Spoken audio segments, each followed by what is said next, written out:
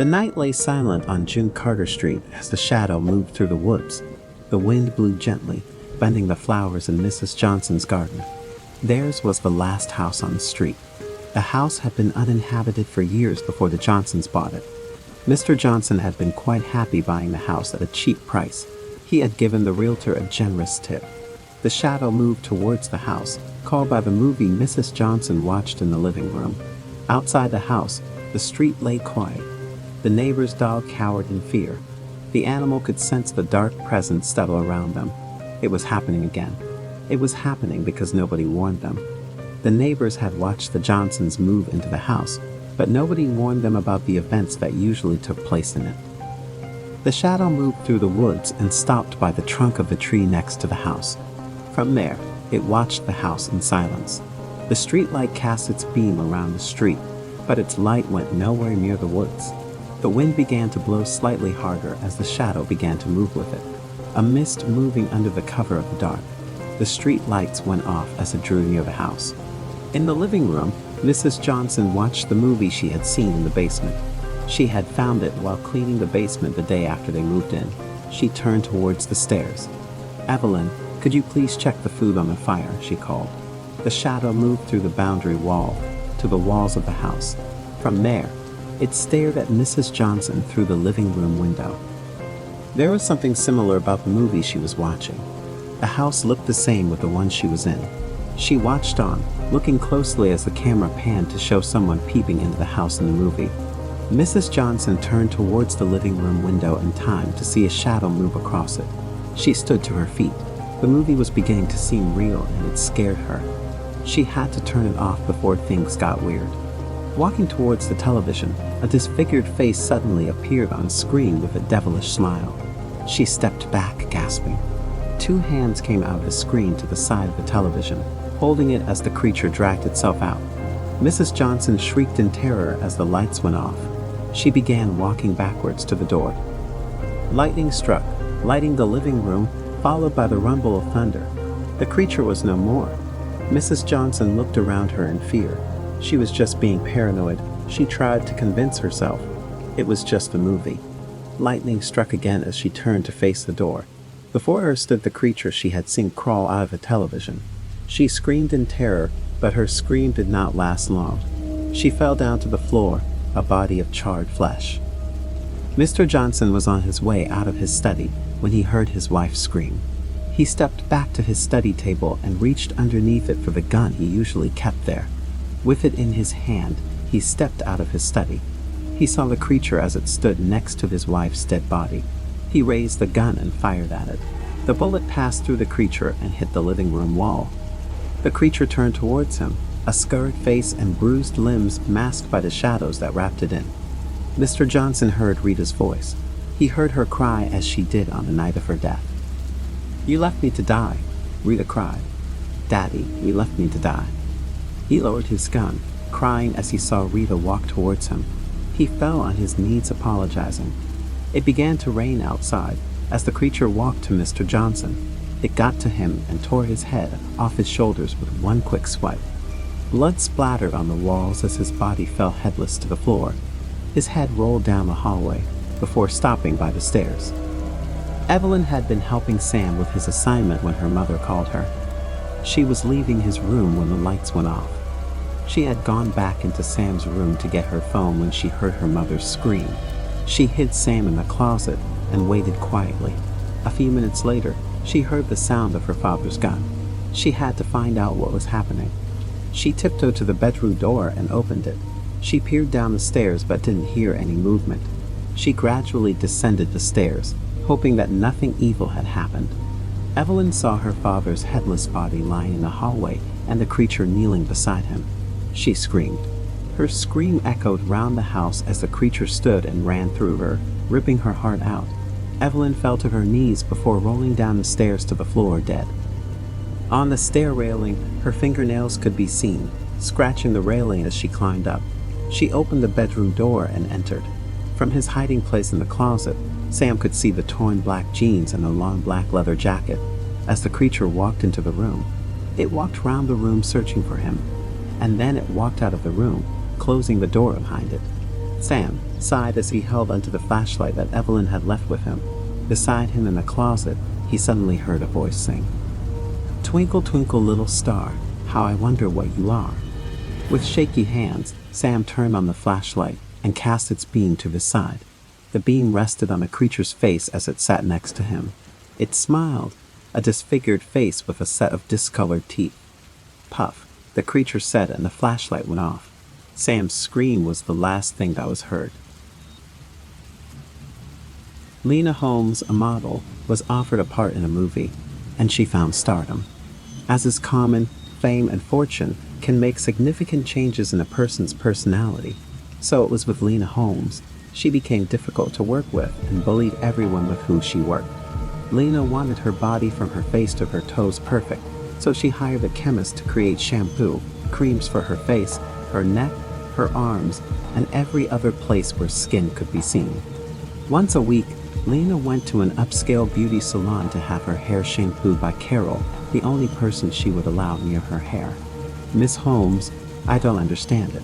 I poured some of your special shampoo on your hair, but it won't lather. It's as though I just poured water on your hair." "What?" Lena growled, jumped out of the chair, wrapped a towel around her head, rushed to her car, and drove to her chemist. When she arrived at the chemist's lab, she barged in startling Dr. Fine. "You're a fraud, a charlatan. I paid you a fortune for this shampoo, and it doesn't lather," she screamed, pointing the bottle at his face. Lena walked back and forth in front of the chemist, who sat at his desk and watched her as she paced and ranted. "Oh, if I had a gun. Miss Holmes, I don't appreciate your insults or your threats. I should kick you out of here right now. But I won't. I don't know what went wrong with the formula, but I'll find out. Now, leave and don't come back." "I won't, you crook. I ought to sue you," she growled and stormed out of his lab. Miserable bitch. Spoiled brat. I want to be around when age turns her into a prune. I want to see her fall apart. "Now let's look at the shampoo," he said, and put a drop on a glass slide and looked at it through his microscope. "Interesting. One element has degraded. I can fix it," he said, went to his refrigerator and took out a jar, removed the cap, and poured about an ounce into the shampoo. Next, he went to his incubator and took out a small bottle that was filled with cream liquid and went to his workplace. He held the small bottle up to the light and smiled. "I wish I could be there to see it," he said, took the cap off the bottle of shampoo and poured the contents of the small bottle into it. Then he screwed the cap back on the bottle of shampoo, shook it several times, and held the bottle up to the light. "Yeah, I'd love to see this." The shampoo was delivered the next morning. "Good. Just in time. I have an appointment to have my hair washed." In order to be sure that her hair was receiving the attention she demanded, she went to her exclusive beauty salon. "Miss Holmes, how nice to see you. Come with me and I'll wash your hair." "Here's my shampoo, Carol," she said, and gave her the bottle. Lena sat in the shampooing chair and put her head back on the contoured sink. Carol wet her hair, poured some of Lena's shampoo on her head, and massaged her head. "Is this new shampoo? The suds are luxurious, so smooth." Carol rinsed her hair, covered her hair with a towel, and led her to a chair. "How would you like me to style your hair?" "Just take about a half-inch off the bottom." After Carol finished, she used mirrors to show Lena what she did. "Looks fine. Thank you, Carol," she said, paid her, left the salon, and went home. It was late, so she made herself a sandwich, watched TV for a while, and then went to bed. She was very tired, so she fell right to sleep. During the night, she tossed and turned. After tossing and turning for 4 hours. She suddenly awoke, looked at her hands in sheets and blanket, and saw that they were covered with blood. "Oh my God, what's happening?" she moaned and put her hands to her head. "My head's bleeding," she gasped and fainted. While she was unconscious, microscopic parasites, which Dr. Fine put in her shampoo, crawled through her hair, eating her hair as they went. After her hair was gone, they burrowed into her scalp. By morning, the parasites had burrowed into her scalp, eaten her brain, and moved through her body, eating as they went. Medical examiners, after they performed an autopsy and finally discovered the cause of her death, agreed that there was no way of knowing how she became a host for the parasites. The cottage was made of stone and log, with a thatch roof, and never a day went by without it being warm. That was her father's doing, and Trudeau loved her father, Martin, dearly. Her mother, Meredith, she tried to love, but that woman was distant, some might say cold. She was more often than not having hateful thoughts toward her. Meredith was barren, and Trude took the blame for that. Her mother had referred to her in secret as a witch since her birth, and it was her father's rationality over religion, which some called blasphemy, that had them relocate when Trude was 10. He built the cottage from the ground up, collected the animals, and grew what he could so they could eat.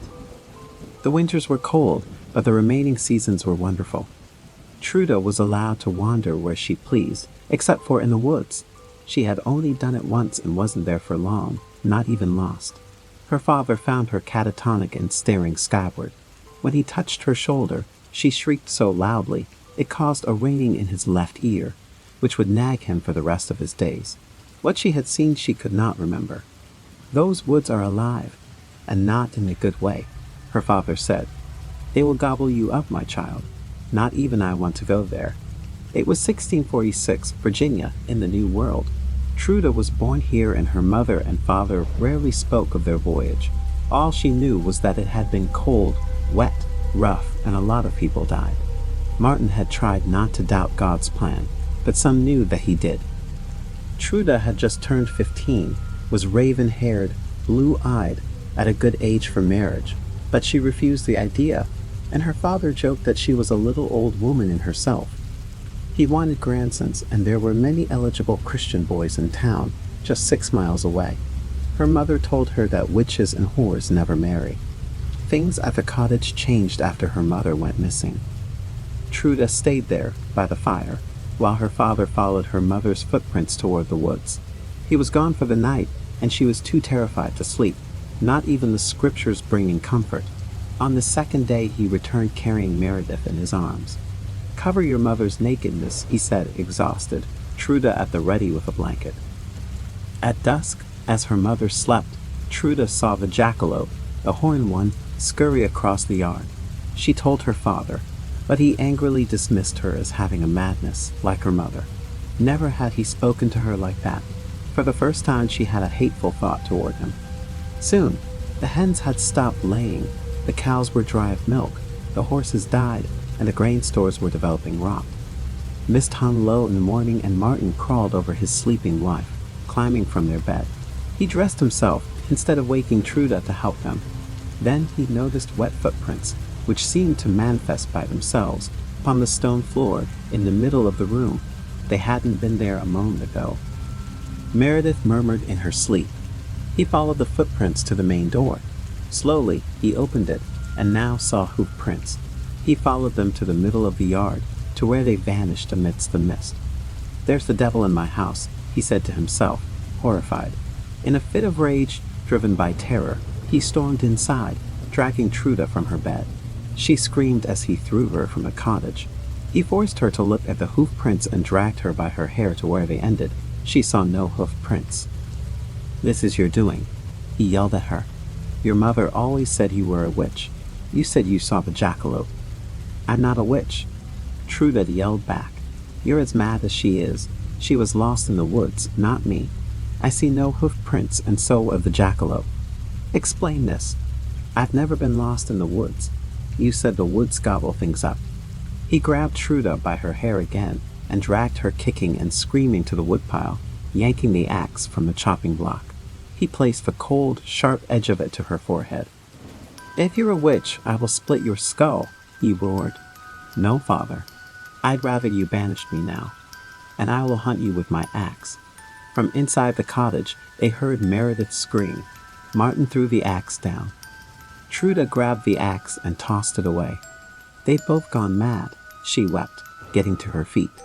She followed her father inside. Meredith writhed in agony in the bed, Martin trying to comfort her. She pushed suddenly, as if in labor, then relaxed and sighed, falling back into a deep sleep. He threw back the covers. Behind him, Trude gasped, covering her mouth. Resting on the sheet between her mother's legs, in a small pool of blood, was a black hen's eggs, warm and hard as stone. "I told you," Truda hissed. "There's your witch." "Quiet," Martin ordered. "I must get rid of this. Take it back to from where it came. The devil is in my house. I trust neither of you. This is what I get for doubting God's plan." Later, when the mist had lifted, Truda watched her father take the egg to edge of the woods and bury it. She was having hateful thoughts, her scalp still burning. Truda was asleep and her mother was watching her. It was a misty dawn the following day. Meredith disrobed and in a trance slowly turned. She went naked through the cottage to the door and into the yard. She could hear a baby crying near the woods. As she crossed the fields, the mist parted for her, and the crying led her to a spot in the ground. She fell to her knees and started digging. The closer she got to it, the crying intensified, and then there it was, the black egg. It was still warm, hard as stone. She rubbed it against her cheek and cooed, "My little one, it will be all right. Mother will take you home." A weight exploded through her head, blinding her, and she felt it again, convulsing now, the egg cracking, spilling blood onto the soil to mix with her own. Martin held the axe, looking down at her. It was an effortless kill. Convinced the witch was dead, the curse would be lifted, the rot would be removed from the grain, and the livestock would produce again. He reburied the pieces of egg and grabbed dead Meredith by an arm and dragged her into the woods. Her burial would have to be done before Truda awoke. She was not to see this. Back at the cottage, still in her bed, Truda cried out, arching her back in pain, having a seizure. It only lasted a moment, and she fell back into a deep sleep. Martin was washed and sitting by the fire reading the scriptures. It was close to midday and Truda was wide awake now. "I've slept too long, Father," she said. "I apologize for my laziness. Shall I check for an egg?" He scowled at her.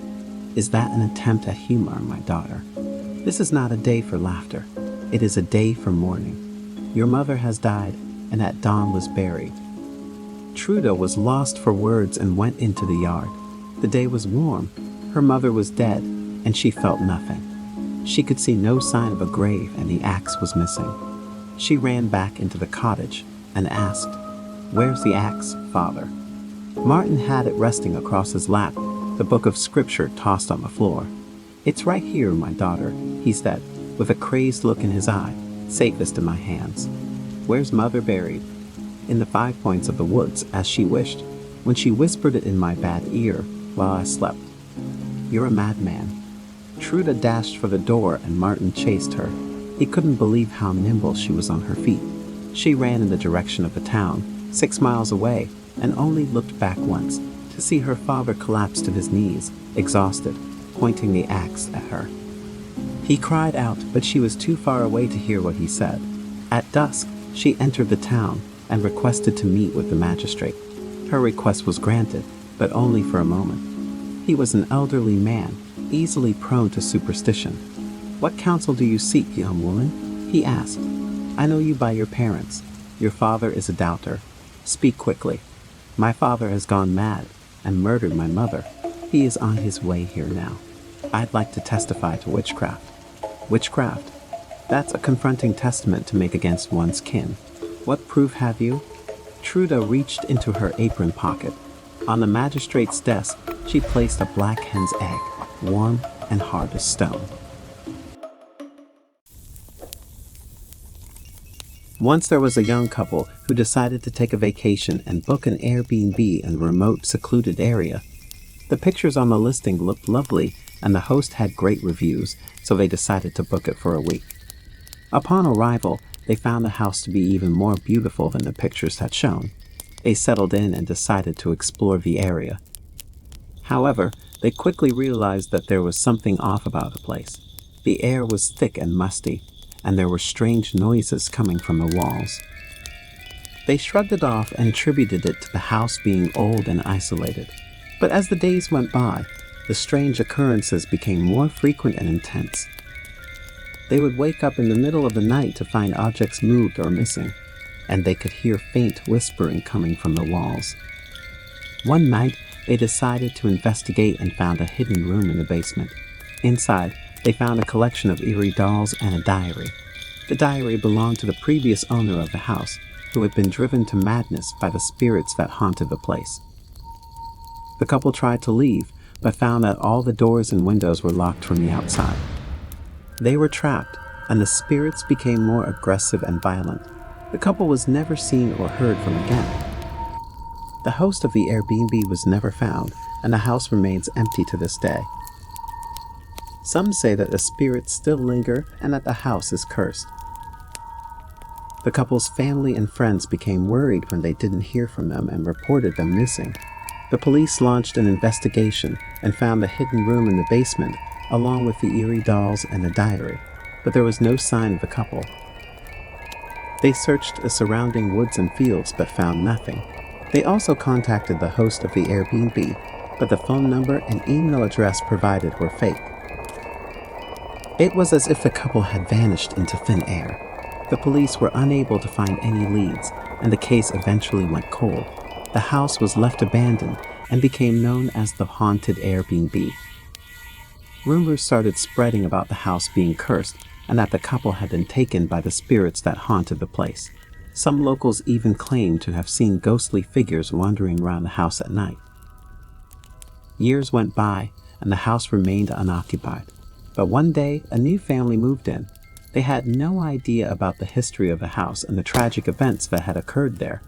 But it wasn't long before they too began experiencing strange occurrences, and they quickly realized that they were not alone in the house, and they moved out quickly. The story of the haunted Airbnb spread quickly, and it became a popular destination for thrill seekers and ghost hunters. But for those who have had the misfortune of staying there, the experience was nothing short of a nightmare. Years went by, and the story of the haunted Airbnb was almost forgotten. But a group of independent detectives who were interested in unsolved mysteries decided to take up the case. They interviewed locals and did extensive research on the history of the house and the surrounding area. They discovered that the house had been built over 100 years ago by a wealthy family. The family had a daughter who was born with a severe disability, and they kept her locked away in the basement. They were ashamed of her and didn't want anyone to know about her existence. The daughter was kept in the basement for her entire life, and she was never allowed to leave. She was treated like a prisoner and was subjected to abuse and neglect. She died alone in the basement at a young age, and her body was buried in the woods behind the house. The detectives also discovered that the spirits of the girl and her family members still haunted the house, and they were angry and vengeful. They had been responsible for the strange occurrences that had happened over the years, and they had been responsible for the disappearance of the young couple. The detectives shared their findings with the authorities, and the house was finally condemned. It was demolished, and the spirits were said to have been laid to rest. But some say that they can still hear the faint whispering coming from the woods on quiet nights, and that the spirits of the girl and her family still roam the area. The story of the haunted Airbnb serves as a reminder of the atrocities that can be committed behind closed doors, and the devastating consequences that can result from them. Emily decided to book an Airbnb for a solo trip to a remote town. She found a beautiful Victorian house that seemed perfect for her needs. However, upon arrival, she quickly realized that something was off. The house was filled with strange antiques and odd trinkets that gave Emily an eerie feeling. She shrugged it off and decided to explore the town. But as the night went on, strange occurrences began to happen in the house. Doors would slam shut on their own and strange noises would come from the walls. Emily tried to ignore it and went to bed, but she was awakened in the middle of the night by the sound of someone walking up the stairs. She assumed it was her host, but when she went to check, she found that the house was empty. As the days went by, the strange occurrences continued and Emily found herself becoming more and more paranoid. She began to suspect that the house was haunted and that her host had known all along. But she didn't give up. She found a way to contact her family and friends, and they helped her to get out of the house. Emily returned home safe and sound, but she was shaken by her experience. She reported the strange events to her host and the authorities. The investigation revealed that the house was not haunted, but it had some technical issues that caused the strange noises and movements. After Emily returned home, she shared her story on social media and was surprised when people began to write to her, sharing their own experiences at the same Victorian house. They all had similar stories of strange occurrences and eerie feelings. Emily was shocked that she wasn't the only one to have experienced this. Determined to get to the bottom of it, Emily teamed up with these people and they decided to conduct their own investigation. They gathered evidence and interviewed former guests, and soon discovered that all the strange sounds and movements were the work of the owner of the house, but the purpose of his actions remained unknown. Emily and her team contacted the authorities and provided them with their findings. The owner of the house was questioned, but he refused to give any explanation for his actions. He claimed that he was just trying to create an eerie atmosphere for his guests, but it didn't go as planned. The police couldn't find any criminal intent, but the owner was forced to shut down his Airbnb listing and refund all the guests. Emily was relieved that she and her team were able to shed light on the strange happenings at the house, and that they were able to prevent others from experiencing the same fear and paranoia that she had felt. The owner of the house, a middle-aged man named Jack, had always been hesitant about renting out his home on Airbnb. But with bills piling up and no other source of income, he decided to give it a try. He spent a week getting his home in order, making sure everything was clean and presentable for potential guests. The first group to book a stay were a group of young adults in their 20s, who were looking for a place to stay while they visited a nearby town for a music festival. They seemed friendly and trustworthy, and Jack was happy to accommodate them. The group arrived on a Friday evening, and everything seemed to be going well. Jack gave them a tour of the house and showed them where everything was. They thanked him and settled in for the night. But as the weekend went on, strange things began to happen. Jack would hear strange noises coming from the guest room at night, and when he went to check on it, he would find the door locked and no one inside. He also noticed that the curtains in the guest room were always closed, even during the day, and no one ever seemed to come out. On the second night, Jack woke up to find that all the lights in the house had been turned off, and he could hear whispering coming from the guest room. He tried to open the door, but it was locked from the inside. Frightened and confused, he went back to bed and tried to ignore the strange noises. The next morning, the group checked out, leaving Jack with a strange feeling of unease. He decided to go into the guest room to see if everything was okay, but what he found was beyond horrifying. The room was covered in blood and other strange markings, and the walls were adorned with strange symbols and ritualistic drawings. There were also strange tools scattered about the room, which Jack couldn't identify. He felt as if he was in a nightmare and could not believe what he saw. The group of young people had been involved in some kind of dark and sinister rituals, and Jack felt violated and violated. He could not understand how he had not noticed the strange behavior of his guests, and he felt guilty for letting them into his home. From that day on, Jack swore never to rent out his home on Airbnb again. He could not shake the feeling of dread that had taken hold of him, and he knew that he would never be able to forget the terrible things that had happened in his home. Jack immediately contacted the police after discovering the horrors in his guest room. The officers were shocked and horrified by what they saw, and they immediately began an investigation to find the young people who had rented the house. However, despite an extensive search, the police were unable to find any trace of the group. They checked their IDs, ran background checks, and even reached out to the music festival organizers for information, but nothing turned up. It was as if the group of young people had never existed at all. The police concluded that the group had used fake identities and that they had deliberately disappeared without a trace. They were unable to determine their whereabouts, and the case remains unsolved to this day.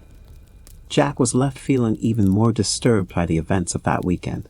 He couldn't understand how these people had been able to slip through the cracks and disappear without a trace. He felt like he had been duped and taken advantage of, and he couldn't shake the feeling that he was still being watched. As the weeks went by, Jack began to notice strange occurrences happening around the house. Objects would move on their own, and he would hear strange noises coming from the guest room. He began to fear for his safety and decided to leave the house and never come back. The house now stands empty and abandoned, a reminder of the terrifying events that took place there.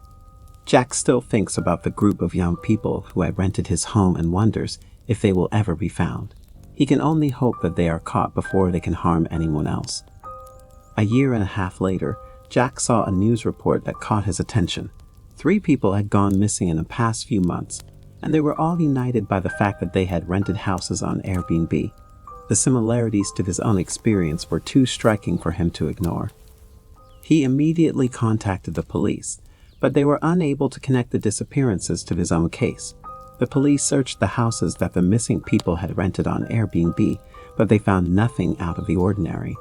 However, Jack couldn't shake the feeling that there was a connection between his own experience and the disappearances of these 3 people. He decided reaching out to other homeowners who had rented their homes on Airbnb and asking if they had experienced anything strange or unusual. To his surprise, he found several people who had similar experiences to his own. Jack became convinced that there was a sinister force at work, targeting people who rented their homes on Airbnb. He knew that he had to do something to stop this from happening to anyone else.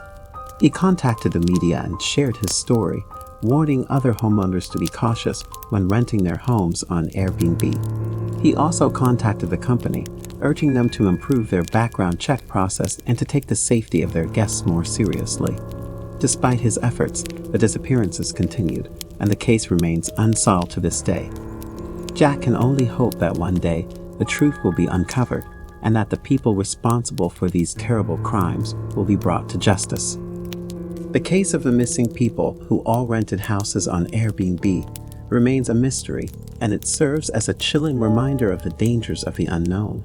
It also puts into question the safety and reliability of short-term rentals and highlights the importance of proper background checks and safety measures for both hosts and guests.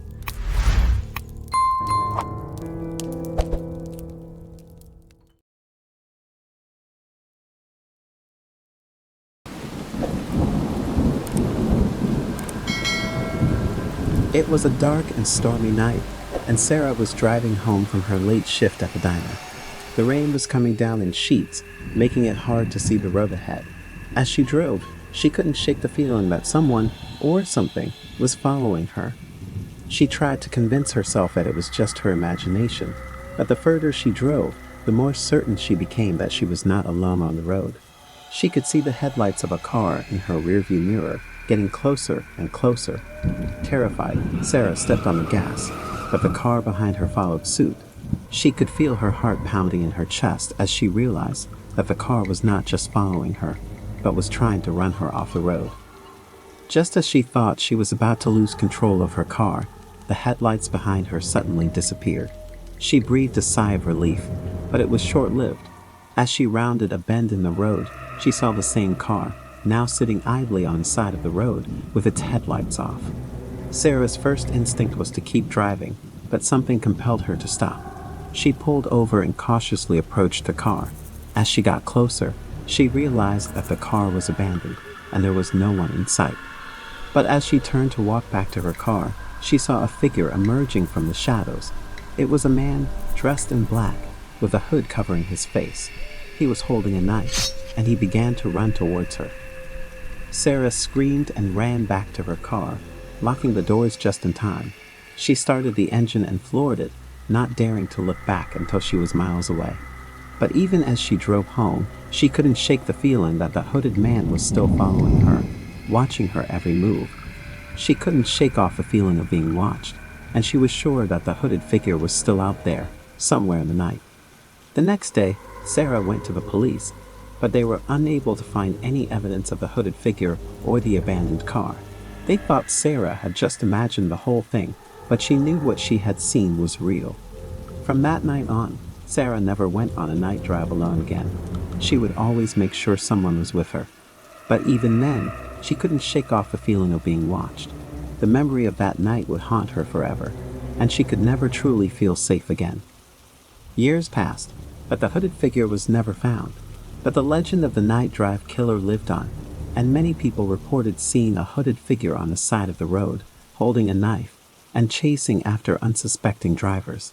Some even claimed to have seen the abandoned car, still sitting on the side of the road with its headlights off. No one knew who the hooded figure was or why he was doing this, But one thing was for sure, he would forever be remembered as the night drive killer, terrorizing the roads on stormy nights. And Sarah, who was the first known survivor of his attack, could never forget the terror she had experienced on that fateful night drive.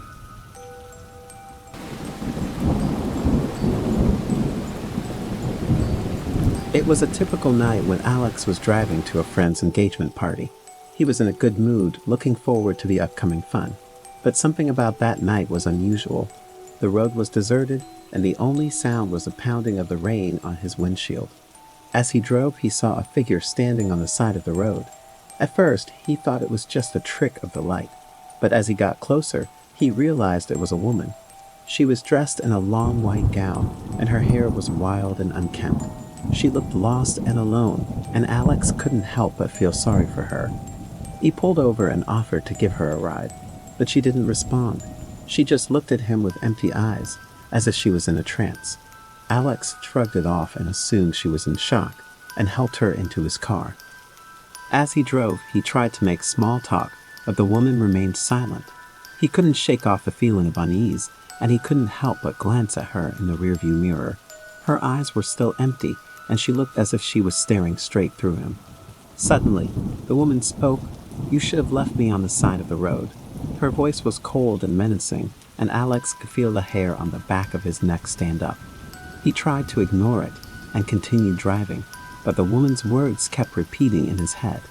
As they approached a fork in the road, the woman pointed to the left and said, "Take that road." Alex had a feeling that he should not take that road, but something compelled him to listen to her. As they drove down the deserted road, Alex could feel his heart pounding in his chest. He could see nothing but darkness ahead, and he had a feeling that something terrible was about to happen. Just then, the woman spoke again. "You made a mistake coming down this road. You'll never make it out alive."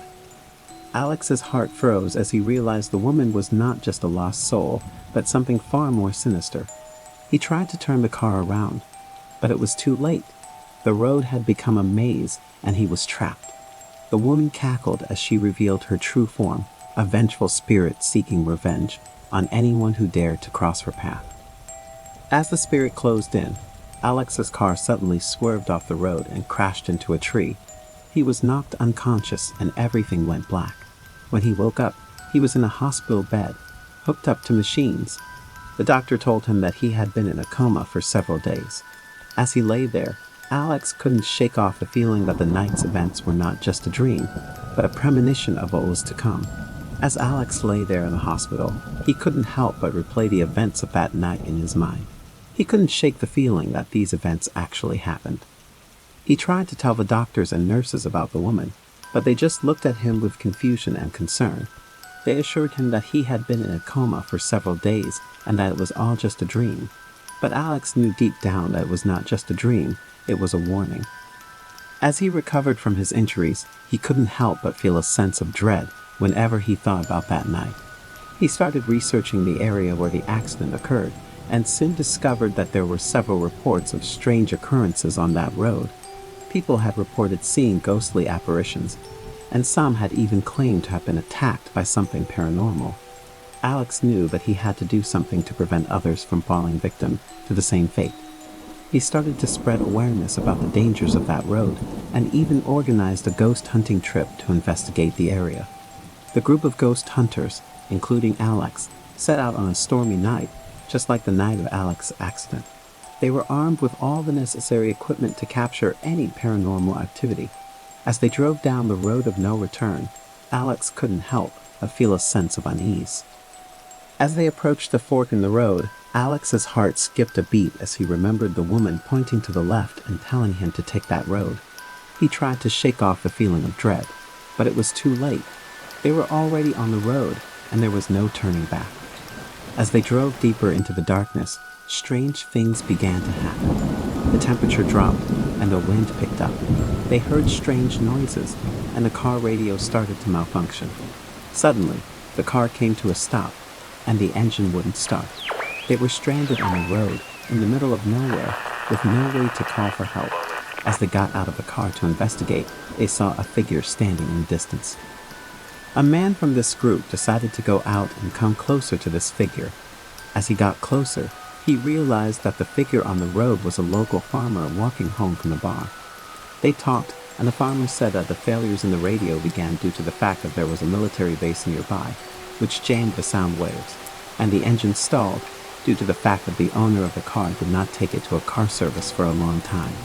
In the end, after driving a few more miles, they did not find anything paranormal. Alex still did not let go of the thought that everything really happened, because it was so real. He felt then every cell of his body.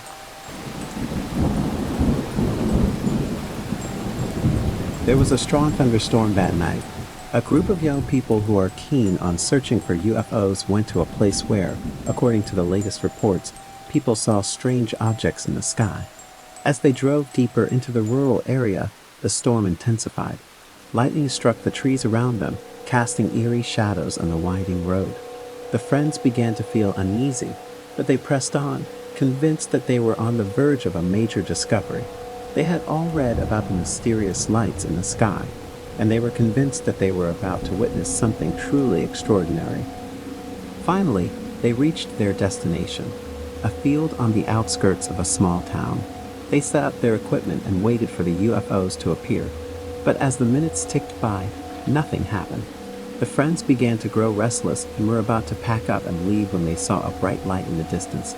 They immediately turned on their cameras and started recording. Their excitement turned to terror as the light grew closer, and they realized it was not a UFO, but a massive, glowing orb. It was unlike anything they had ever seen before and seemed to be getting closer and closer. Just as the orb was about to collide with them, it suddenly stopped and hovered in the air.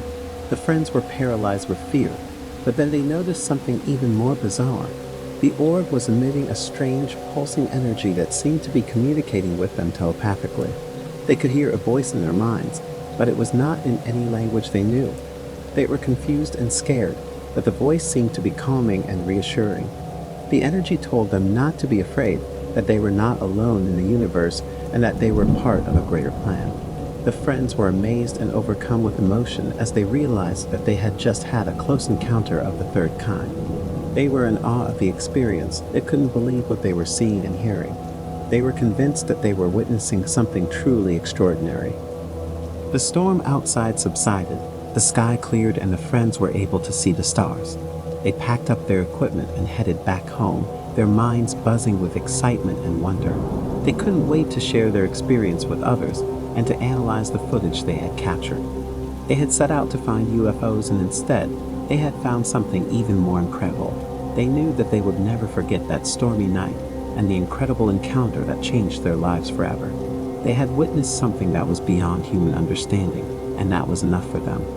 They knew that they would always keep searching for the truth, hoping that one day they would be able to have another encounter. As they drove home, the friends couldn't help but feel grateful for the positive ending of the night. They had been through an experience that they would never forget, and they were all convinced that they had witnessed something truly extraordinary. They were excited to share their experience with others and to analyze the footage they had captured. They were determined to find out the truth behind what they had seen and to share it with the world. Later they found out that in fact it was ball lightning and that they survived when they met with it. They were very lucky, and they could not explain all the paranormal phenomena that happened to them because they did not find other cases of meeting with ball lightning, so that someone would survive after that.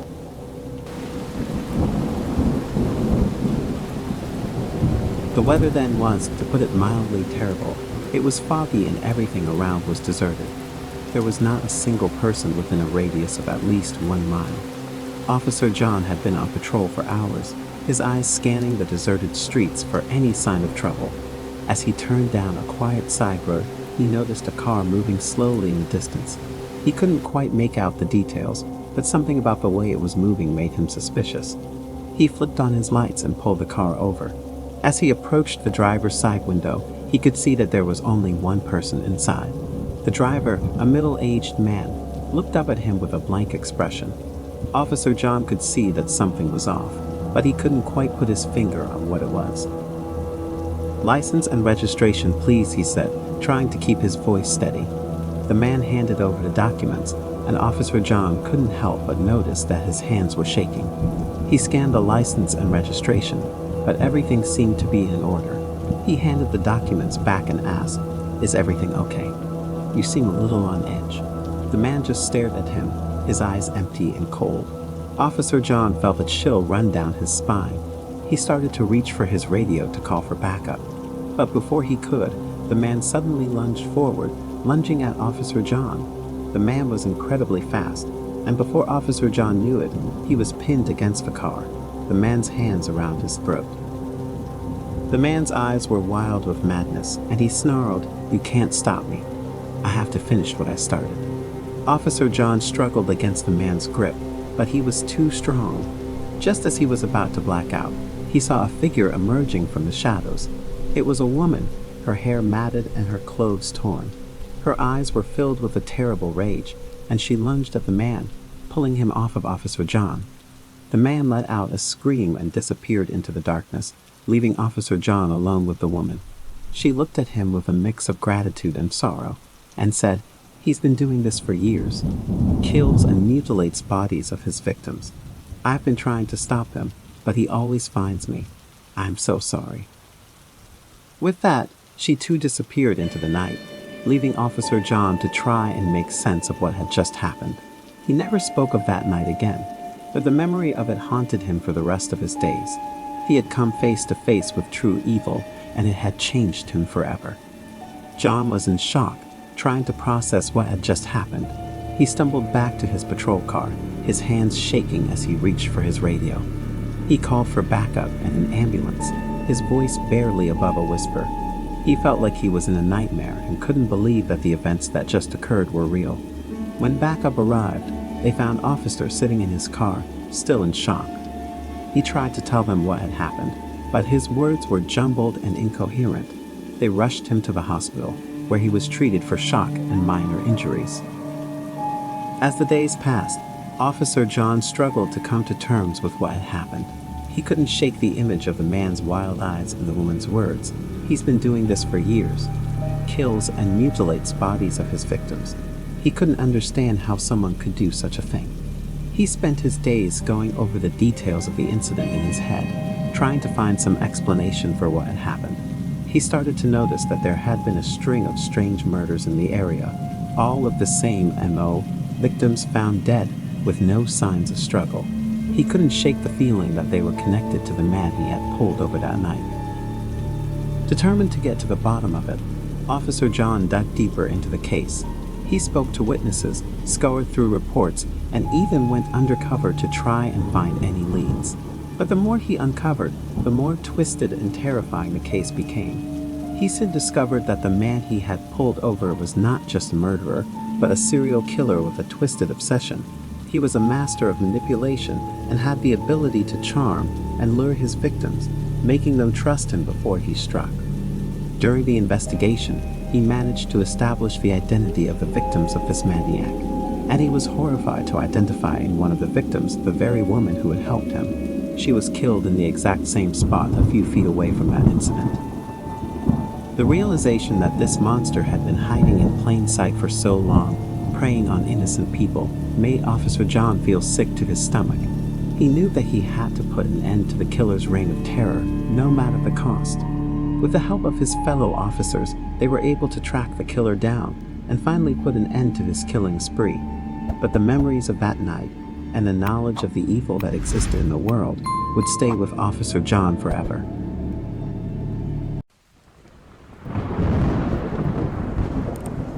Jonathan Peters was a man in need of a change. He had just come out of a long-term relationship and was looking for a fresh start. It was in early 2011 when he stumbled upon an ad on Craigslist that promised a steady income of $300 per week and a place to live, all for the simple job of watching over a secluded farm in southeastern Texas. The ad promised the job of a lifetime, and with over 100 applicants already responding, Jonathan knew he had to act fast. Excited for this new opportunity, Jonathan was overjoyed when he received a call informing him that he was one of the job finalists. He agreed to meet his new employer and check out the farm, eager for a new beginning. After a final interview at a local restaurant, Jonathan climbed into the back of a white Buick, driven by a burly teenager who was introduced as his new employer's nephew. In the front seat was a heavy-set man named Paul. who would be Jonathan's new boss. As the car took them further away from civilization, the road gradually became more secluded, and the dense woodland surrounded them. When the car finally came to a stop on a dirt road, Paul instructed Jonathan to help them carry some equipment up the hill. Little did Jonathan know that this was the beginning of his worst nightmare. As they walked down the hill, they became disoriented in the thick underbrush. Jonathan suddenly heard the sound of a gun hammer being cocked, and before he could react, a bullet shattered his elbow. He stumbled into the woods as Paul fired round after round at him, narrowly missing every time. Jonathan spent the next few hours crawling through the dense forest, with his right side soaked in blood, never knowing if Paul or his accomplice would be waiting for him around the next bend. He was lost, scared, and injured, but he refused to give up. He pushed on through the night, determined to survive. Long after sunset, Jonathan finally came upon a rural house and begged the owners to call the police. It wasn't until later that he learned the horrifying truth about his new employer and a teenager. Paul, who was actually named Gregory Lean, had used the Craigslist ad to lure men into the woods and kill them. Along with his 16-year-old accomplice, Brad Crowley, the two had already taken the lives of 3 men and buried their bodies in shallow graves. The police launched a massive manhunt for the 2 killers, and it wasn't long before they were apprehended. In 2013, Gregory Lean was sentenced to death, and Brad Crowley was given a life sentence in prison. Jonathan Peters' brush with death and the realization of the evil that had almost claimed his life left a lasting impact on him. He struggled with the trauma of his experience for many years, but with the support of his friends and family, he was eventually able to move on. The story of Jonathan Peters serves as a cautionary tale, reminding us of the dangers that can lurk behind the guise of a seemingly innocent job offer. It is a reminder to always be vigilant and to trust our instincts, even when a job seems too good to be true. Jonathan's resilience and determination in the face of such tragedy is an inspiration to us all, reminding us of the strength of the human spirit and our ability to overcome even the darkest of circumstances. It was a hot summer day in Kansas City when the Johnson family stumbled upon the perfect house for sale on Craigslist. It was a sprawling Victorian mansion, complete with a wraparound porch and sprawling gardens. The family was immediately smitten and didn't hesitate to wire the money to the seller, as instructed. When they arrived at the house, they found the front door, just as the seller had said, was unlocked. They stepped inside, and the musty smell of a long-abandoned home hit them. Cobwebs lined the walls and dust covered every surface. But despite its state of disrepair, the family was eager to make the house their own. The next day, they received a cryptic text message from the seller, telling them to change the locks as soon as possible. The family shrugged it off, assuming it was just a precautionary measure. However, 2 days later, the police showed up at their door, accompanied by the real owner of the house. The Johnson family was shocked to learn that they had been scammed and that the house they had just bought was not for sale. The Johnson family soon discovered that the house was not just abandoned, but also had a dark history. The previous occupants of the house had disappeared without a trace, and their fate remained a mystery to this day. The townspeople whispered that the house was cursed, and that anyone who entered it would never leave alive. Despite their growing unease, the Johnson family refused to leave the house they had invested so much in. They tried to ignore the strange events and focus on fixing up the house, but as they worked, they began to uncover disturbing secrets. One day, while clearing out the basement, they found a hidden room. The walls were covered in ancient symbols and inscriptions, and in the center of the room stood an old wooden table. On the table was a book, its pages yellowed with age. As they approached the book, the temperature in the room dropped, and the air grew thick with a sense of foreboding. The family soon realized that the book was a grimoire, a book of dark magic, and that the symbols and inscriptions on the walls were the work of a powerful practitioner of the occult. They also realized that they had unknowingly awakened the spirits of the dead, and that the ghostly figure they had seen on their porch was only the beginning of the horrors that would soon be unleashed upon them. The family was consumed by fear and desperation. They tried to leave the house, but every time they tried, they found themselves unable to escape. The spirit seemed to have a hold on them, and the house grew darker and more malevolent with each passing day. One night, As they huddled together in the living room, they heard a voice calling to them from the shadows. The voice promised to set them free in exchange for a sacrifice, and the family soon realized that the price for their freedom would be their very souls. The family was never seen or heard from again. The house remained abandoned for years, its windows boarded up and its doors locked. But rumors persisted of strange lights in the windows, ghostly whispers on the wind, and the screams of the damned echoing through the night. To this day, the Johnson family's fate remains a mystery, and the house on the outskirts of Kansas City is still considered one of the most haunted places in the country. Some say that the spirits of the dead still haunt the house, seeking revenge on those who dare to enter its doors. Others say that the grimoire still rests in its hidden room, waiting for the next unsuspecting victim to unleash its dark magic upon the world. But one thing is certain, those who enter the house are never seen or heard from again. Michael Jameson had been living alone in his apartment for a while, and was finding it difficult to cover the rent on his own. He decided to place an advertisement on Craigslist, searching for a roommate who could help him out. It wasn't long before he received a reply from a man named Andrew Reed. Andrew seemed like the perfect roommate. He was friendly, responsible, and easy to get along with. Michael was happy to welcome him into his home, and they quickly became roommates. However, things started to take a turn for the worse when Andrew started to act strangely. Michael had offered Andrew the only private bedroom in the apartment in order to sweeten the deal and convince him to stay. Andrew was pleased with the offer, as he had a secret he wanted to keep hidden. He was very reserved and kept to himself, only leaving his room to carry out his personal business. Michael couldn't help but feel worried about his new roommate, but he didn't want to come across as intrusive, so he tried to keep his concerns to himself. As time passed, Andrew started to be absent from the apartment for longer periods of time. Michael found himself becoming increasingly worried and started to pay more attention to Andrew's actions. One day, after 10 months of living together, Michael had had enough. He broke into the locked bedroom, intent on packing up Andrew's belongings and sending him on his way. When Michael entered the room, he was shocked by what he saw. He found a manila envelope filled with shredded credit card, offers that he had received in the mail. Andrew had been going through Michael's trash and collecting pieces of it. Along with the shredded mail, Michael discovered a sheet of paper with the names and addresses of his family members, including personal details like the date his parents had been married. He also found his own credit card information and passwords to some of the websites he used. It was like Andrew had created a file on Michael's private life.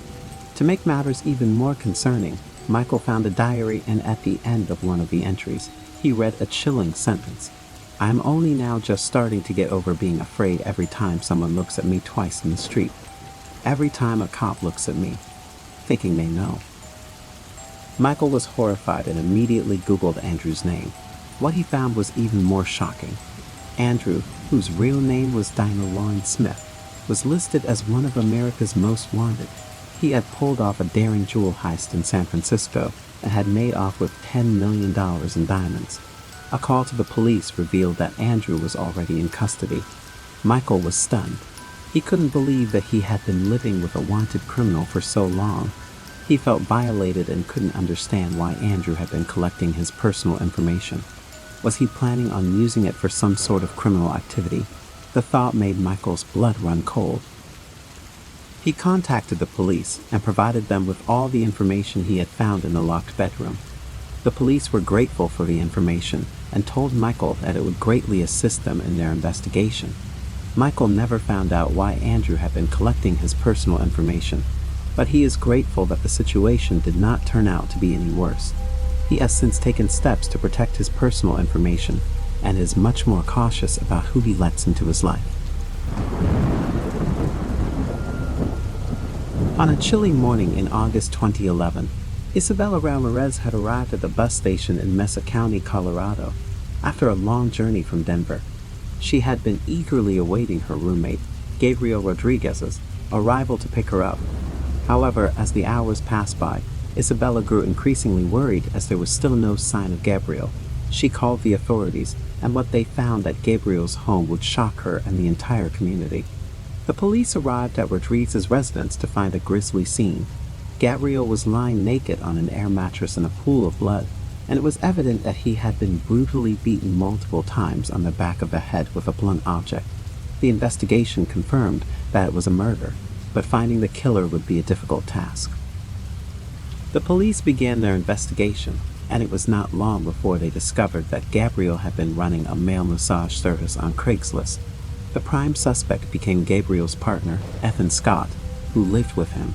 However, the evidence seemed to suggest that Scott could not be the killer, as he had been working out of town on the night of the murder. Furthermore, there was no evidence of jealousy or a crime of passion, as Scott and Gabriel had worked together to set up the illegal operation on Craigslist months earlier when they were both unemployed. The authorities then turned to Craigslist records and email communications to find more information, and that's where they found their answers. The evidence seemed to point to a man named Jack Johnson, an Army veteran who had been Gabriel's last client before his death. However, the trail of evidence against Johnson was complex and confusing. At first, Johnson claimed that he had never visited Gabriel, but then he admitted that he had gone to Gabriel's place but left before anything could happen. He said that he was paying rent at the time of the murder, but all his checks were dated after the murder had taken place. Child pornography was found on his computer, but he claimed that he had stolen it. He also claimed that he couldn't talk to the police for long because he was about to be redeployed, but the Army had not contacted him since 2008. Despite the complex and confusing evidence, the authorities were able to bring Johnson to justice. In 2012, he was arrested in Pennsylvania and charged with first-degree murder. The investigation was long and arduous, but the tireless work of the authorities paid off, as they were able to bring the murderer to justice and provide closure for the family and friends of Gabriel Rodriguez. Isabella Ramirez would never forget the horror of that fateful day in August 2011, but she took solace in the knowledge that justice had been served. The community could rest easy, knowing that the killer was behind bars and would face the consequences of their actions. This case serves as a reminder of the dedication and hard work that goes into solving crimes and ensuring that justice is served.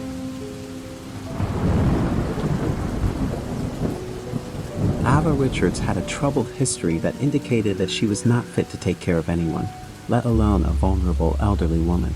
Her criminal past, which included a conviction for pharmacy robbery in 1988 and a hostage situation in a drug recovery program in 1997, was a red flag. Despite this, Ava answered an ad on Craigslist for a caregiver for Mary Jane Scanlon, a 70-year-old woman who lived in Pleasant Hill, California, and was confined to a wheelchair. Ava's job duties were simple and routine, such as assisting Mary Jane with her meals and helping her get in and out of bed. However, one day, Ava committed the most brutal and heinous act of murder. For no apparent reason, Ava took a knife and stabbed Mary Jane to death. The police arrested Ava shortly after at a nearby trailer park, and she was charged with murder. During her trial, Ava claimed that she had been hallucinating and believed she was attacking her father when she killed Mary Jane. Ava's history of criminal behavior and erratic behavior raised questions about how she was able to become a caregiver in the first place. Many people were left wondering how such a dangerous individual was able to slip through the cracks and gain access to a vulnerable elderly woman. It was later discovered that Ava had changed her name and altered her identity in an attempt to conceal her past and escape her troubled history.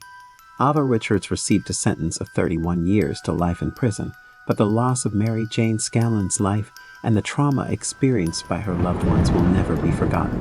The case remains a haunting reminder of the dangers that exist and the importance of being vigilant and proactive when it comes to the care and protection of our elderly and vulnerable populations.